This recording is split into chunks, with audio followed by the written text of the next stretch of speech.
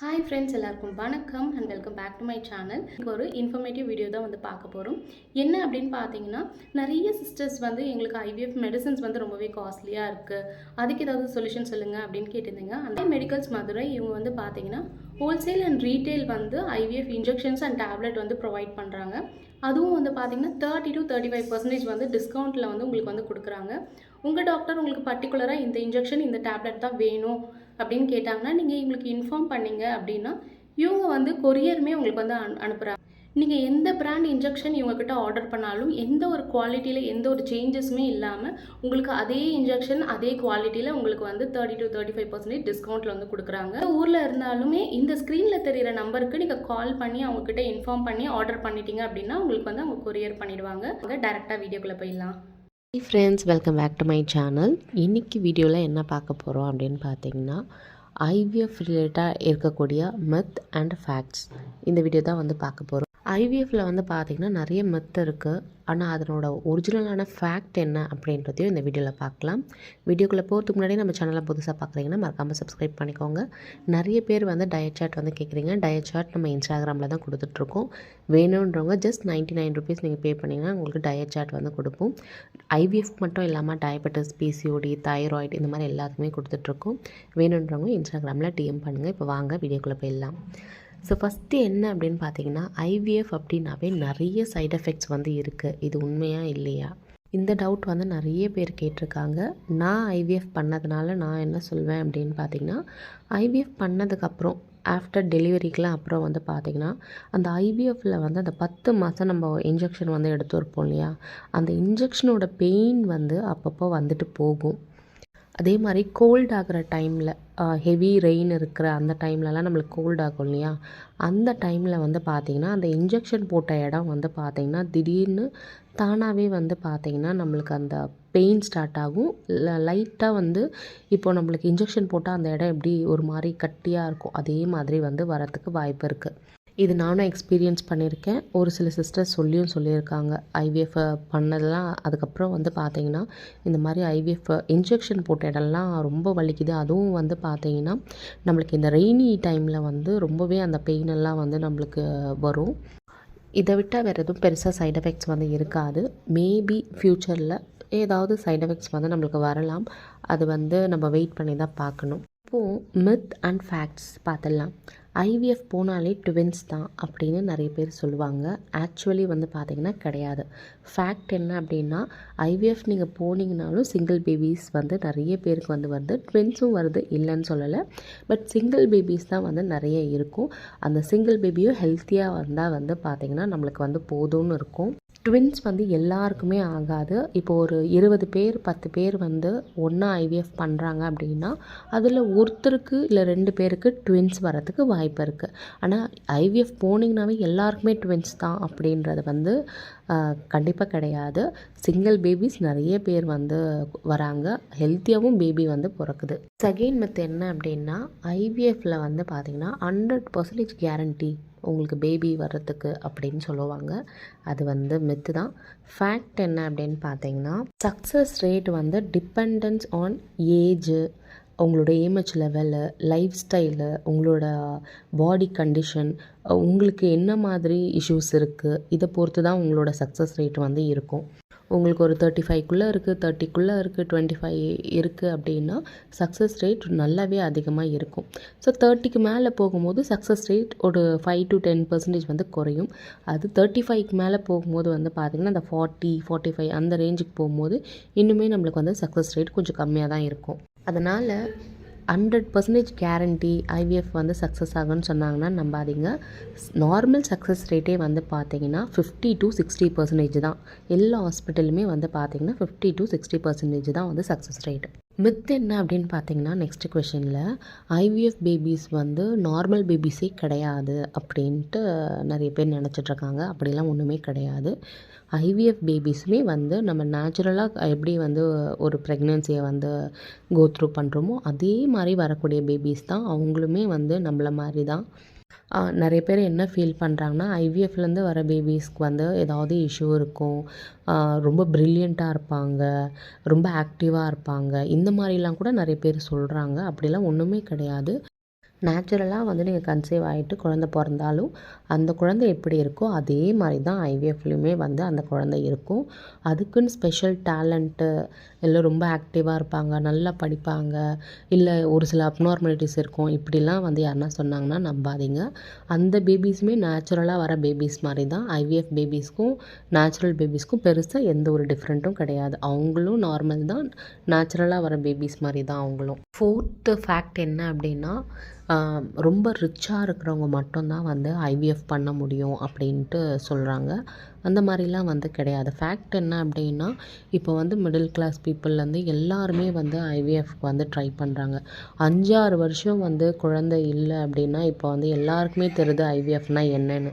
ஐவிஎஃப்பில் வந்து பார்த்திங்கன்னா பேக்கேஜ் இருக்குது, இஎம்ஐ ஆப்ஷன்ஸ் இருக்குது, இந்த மாதிரி நிறைய ஃபெசிலிட்டிஸ் வந்து இருக்குது. மிடில் கிளாஸ் பீப்புளுக்குமே வந்து பார்த்திங்கன்னா இருக்குது. ரிச் பீப்புளால் மட்டும்தான் ஐவிஎஃப் பண்ண முடியும் அப்படின்றது வந்து கிடையாது. அந்த காலத்துலலாம் வந்து பார்த்திங்கன்னா ஒருத்தவங்களுக்கு குழந்தை இல்லை அப்படின்னா அதுக்கப்புறம் வந்து டாக்டர்கிட்ட போவாங்க, மெடிசன் எடுப்பாங்க, அப்பயும் வந்து அவங்களுக்கு குழந்தை வந்து இருக்காது. அதுக்கப்புறம் வந்து அப்படியே விட்டுருவாங்க, ஏதாவது குழந்தைய வந்து எடுத்து வளர்ப்பாங்க, இந்த மாதிரி இருந்தது. பட் ஜென்ரேஷன் அப்படியே மாற மாற என்ன ஆச்சுன்னா ஐயுஐன்னு ஒன்று வந்துச்சு, ஃபாலிகுலர் ஸ்டடின்னு ஒன்று வந்துச்சு, ஐவிஎஃப்னு வந்துச்சு. இப்போ எல்லாருக்குமே எல்லாமே தெரியுது. ஸோ நம்மளுக்கு இந்த இந்த இஷ்யூ இருக்குது, இந்த பிரச்சனை இருக்குது அப்படின்னா அதுக்கான சொல்யூஷன்ஸே வந்து பார்த்திங்கன்னா இப்போ வந்து கண்டுபிடிச்சிருக்காங்க. அது மூலிமா நிறைய பேருக்கு பேபிஸ் வந்து வருது அப்படின்றதே வந்து ரொம்ப பெரிய விஷயம். அதனால் ரிச் பீப்புள் மட்டும்தான் வந்து ஐவிஎஃப்க்கு அஃபோர்ட் பண்ண முடியும்னு இல்லை. ஸோ நம்மளாலுமே வந்து பார்த்திங்கன்னா ஐவிஎஃப்க்கு அஃபோர்ட் பண்ண முடியும். பட் அதுக்கான அமௌண்ட்டை நம்ம சேர்த்து வச்சுட்டு நம்ம ஐவிஎஃப் போகிறது பெட்டர். ஏன்னா வந்து எப்போ யாருக்கு வந்து அமௌண்ட் வந்து அதிகமாகும்னு நம்மளால் ஐவிஎஃப்பில் சொல்லவே முடியாது.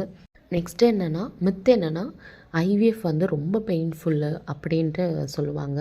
ஆக்சுவலி ஐவிஎஃப் பெயின்ஃபுல் இல்லை, அவங்க கொடுக்குற இன்ஜெக்ஷன் தான் உங்களுக்கு ரொம்ப பெயின்ஃபுல்லாக இருக்குமே தவிர அந்த எம்ப்ரியோ ட்ரான்ஸ்ஃபர் பண்ணுற அந்த ப்ராசஸ் வந்து பார்த்திங்கன்னா உங்களுக்கு பெயின்ஃபுல் இருக்காது. லைட்டாக டிஸ்கம்ஃபர்ட் தான் இருக்கும், மற்றபடி உங்களுக்கு ஒன்றுமே தெரியாது. அதனால் ஐவிஎஃப் வந்து பெயின்ஃபுல்லான்னு கேட்டிங்கன்னா கிடையாது. லைட்டாக ஒரு டிஸ்கம்ஃபர்ட் இருக்கும். இன்ஜெக்ஷன் வந்து கண்டிப்பாக பெயின்ஃபுல்லாக தான் இருக்கும். அதை நீங்கள் வந்து ஒரு 3 மந்த் எடுக்கிற மாதிரி இருக்கும் ஆஃப்டர் பாசிட்டிவ் வந்ததுக்கப்புறம். நெக்ஸ்ட்டு மெத்து என்ன அப்படின்னா ஐவிஎஃப் ட்ரீட்மெண்ட் அப்படின்றது வந்து பார்த்திங்கன்னா அதாவது பெண்களுக்கு குழந்தை பிறக்கலைன்னா பெண்களுக்கான ட்ரீட்மெண்ட் மட்டும்தான் இந்த ஐவிஎஃப் அப்படின்னு நினச்சிக்கிறாங்க. அது கிடையாது. பெண்களுக்கு வந்து எல்லாமே நல்லா இருக்குது, எல்லாம் நல்லா இருக்குது. ஆண்களுக்கு வந்து விந்தணுவில் வந்து கவுண்ட் கம்மியாக இருக்குது. ஸோ கவுண்ட்டு 0ன்னு இருக்குது, இல்லைனா வந்து ஒரு 1 lakh தான் இருக்குது, இல்லை 50,000 தான் இருக்குது ஸ்பெர்ம் கவுண்ட் அப்படின்னா ஐவிஎஃப்பில் வந்து இக்ஸி மெத்தடில் வந்து பார்த்திங்கன்னா குழந்தை பிறக்க வைக்கிறாங்க. அதனால் மேல் இன்ஃபர்டிலிட்டிக்குமே வந்து நீங்கள் வந்து ஐவிஎஃப் போகலாம், ஃபீமேல் இன்ஃபர்டிலிட்டிக்கும் நீங்கள் வந்து ஐவிஎஃப் வந்து போகலாம். இது வந்து ஸ்பெஷலி ஃபார் வந்து கேர்ள்ஸ்க்கு மட்டும்தான் அப்படின்னு வந்து கிடையவே கிடையாது. ஆண்களுக்கு ஏதாவது பிரச்சனை இருந்தால் கூட நம்ம வந்து ஐவிஎஃப் வந்து போகலாம். நெக்ஸ்ட்டு என்ன அப்படின்னு பார்த்தீங்கன்னா மித்து என்னென்னா கம்ப்ளீட்டாக வந்து பெட் ரெஸ்ட் இருக்கணும் எம்ப்ரியோ ட்ரான்ஸ்ஃபர் பண்ணதுக்கப்புறம் அப்படின்னு சொல்லுவாங்க. அந்த மாதிரிலாம் ஒன்றும் கிடையாது. எம்ப்ரியோ ட்ரான்ஸ்ஃபர் பண்ணதுக்கப்புறம் ஃபேக்ட் என்னென்னா நீங்கள் வந்து ரெஸ்ட்லேயும் இருக்கலாம். உங்களால் என்ன சின்ன சின்ன ஒர்க் பண்ண முடியுமோ அதை நீங்கள் தாராளமாக பண்ணலாம். நீங்கள் வந்து இப்போ ஒரு துணி மடித்து வைக்கிறது, குக்கிங்க்கு வெஜிடபிள்ஸ் கட் பண்ணி கொடுக்கறது, இந்த மாதிரி நீங்கள் சின்ன சின்ன ஒர்க் பண்ணலாம். வெயிட் லிஃப்டிங் பண்ணுறது, ஹெவியாக ஒர்க் பண்ணுறது, டீப் க்ளீனிங் பண்ணுறது, மாடி படிக்கட்டு ஏறுறது இறங்குறது, ட்ரெஸ் வாஷ் பண்ணி போடுறது, பாத்ரூம் க்ளீனிங் பண்ணுறது, இந்த மாதிரி விஷயங்களை பண்ணக்கூடாது. மற்றபடி நீங்கள் வந்து பெட் ரெஸ்ட்லேயே வந்து இருக்கணும்னு அவசியம் இல்லை. சின்ன சின்ன ஆக்டிவிட்டி, வாக்கிங் பண்ணலாம், எல்லாமே நீங்கள் பண்ணலாம். இன்னொரு மித்து என்ன அப்படின்னு பார்த்தீங்கன்னா ஃப்ரோசன் எம்ப்ரியோஸ் வந்து பார்த்திங்கன்னா அந்தளவுக்கு சக்ஸஸ் ரேட்லாம் கொடுக்கறது இல்லை அப்படின்ற மாதிரி நிறைய பேர் சொல்கிறாங்க. அந்த மாதிரிலாம் கிடையாது. ஃப்ரோசன் எம்ப்ரியோஸுமே நல்லா சக்ஸஸ் ரேட் கொடுக்குது, ஃப்ரெஷ் எம்ப்ரியோஸுமே வந்து பார்த்திங்கன்னா நல்லா சக்ஸஸ் ரேட் கொடுக்குது. இதில் ஒரு சில பேருக்கு டவுட் வரும், ஃப்ரோசன் எம்ப்ரியோனா என்ன, ஃப்ரெஷ் எம்ப்ரியோனா என்னன்னு. ஃப்ரெஷ் எம்ப்ரியோ ட்ரான்ஸ்ஃபர்னால் எந்த மாதம் உங்களுக்கு உங்கள் கருமுட்டையை எடுக்கிறாங்களோ அதே மாதம் உங்களுக்கு ட்ரான்ஸ்ஃபர் பண்ணுவாங்க. அதுதான் ஃப்ரெஷ் எம்ப்ரியோ ட்ரான்ஸ்ஃபர். இப்போ உங்களுக்கு எந்த ஒரு மெடிக்கல் கண்டிஷனும் இல்லை, எல்லாமே நார்மல், ஆனால் வந்து உங்களுக்கு பேபி ஆகலை அப்படின்றவங்களுக்கு ஃப்ரெஷ் எம்ப்ரியோ ட்ரான்ஸ்ஃபர் பண்ணி பார்ப்பாங்க. ஃப்ரோசன் எம்ப்ரியோ ட்ரான்ஸ்ஃபர் அப்படின்றது வந்து பார்த்திங்கன்னா உங்களுக்கு எந்த மாதம் கருவை எடுக்கிறாங்களோ அந்த எக்கு எடுக்கிறாங்களோ அதை எம்ப்ரியோவை ஃபார்ம் பண்ணி ஒரு 2 மந்த் வந்து பார்த்திங்கன்னா ஃப்ரீஸ் பண்ணி வச்சுருவாங்க. 2 மாதம் விட்டு 3ஆவது மாதம் உங்களை வர சொல்லி எம்ப்ரியோ ட்ரான்ஸ்ஃபர் பண்ணுவாங்க. இதுதான் ஃப்ரோசன் எம்ப்ரியோ ட்ரான்ஸ்ஃபர். இதில் என்ன நினைக்கிறாங்கன்னா எம்ப்ரியோலஜிஸ்ட் அவங்க லேபில் வந்து ஃப்ரீஸ் பண்ணி வைக்கிறதுனால அந்த எம்ப்ரியோ வந்து ஒரு மாதிரி வளராமலே போயிடும், அது ஃப்ரீஸ் பண்ணி வைக்கிறதுனால அது சக்ஸஸ் ரேட்டே கொடுக்காது அப்படின்லாம் நினைக்கிறாங்க. அந்த மாதிரிலாம் ஒன்றுமே கிடையாது. ஃப்ரெஷ் எம்ப்ரியோவில் உங்களுக்கு எப்படி சக்ஸஸ் ரேட் கிடைக்குதோ அதே மாதிரி தான் ஃப்ரோசன் எம்ப்ரியோவில் உங்களுக்கு சக்ஸஸ் ரேட் வந்து நல்லாயிருக்கும். ஐவிஎஃப் வந்து பார்த்தீங்கன்னா மதருக்கு வந்து ரொம்பவே ஹெல்த் இஷ்யூஸை கொண்டு வரும் அப்படின்னு சொல்லிட்டு நிறைய பேர் வந்து இந்த மித் வந்து சொல்லுவாங்க. ஆக்சுவலி வந்து பார்த்தீங்கன்னா ஒன்ஸ் உங்களுக்கு ஐவிஎஃப்லாம் பண்ணி பேபி டெலிவரி பண்ணிட்டீங்க அப்படின்னா ஹெல்த்தியான ஃபுட்ஸ் ஆக்டிவாக இருக்கீங்க அப்படின்னா உங்களுக்கு எந்த இஷ்யூமே வராது. உங்களோட லைஃப் ஸ்டைலை 2லேருந்து 3 வருஷத்துக்கு நீங்கள் வந்து ஹெல்த்தியாக சாப்பிட்ணும், ஃபிட்டாக இருக்கணும், வாக்கிங் பண்ணணும், எக்ஸசைஸ் பண்ணணும். இதெல்லாம் எப்போ பண்ணணும்னா உங்களுக்கு டெலிவரி முடிஞ்சதுக்கப்புறம் ஒரு 6 மந்த்துக்கு அப்புறமா நீங்கள் வந்து எக்ஸசைஸ் பண்ணுறது அதெல்லாம் நீங்கள் தாராளமாக பண்ணலாம். டெலிவரி முடிஞ்சதுக்கப்புறம் நீங்கள் ஹெல்த்தியாக சாப்பிட்ணும், நியூட்ரிஷனாக வந்து நீங்கள் எடுத்துக்கணும். ரொம்ப ரைஸ் எல்லாம் வந்து நீங்கள் எடுத்துக்காதீங்க. உங்களோட பாடி வெயிட்டை மெயின்டைன் பண்ணுங்கள்.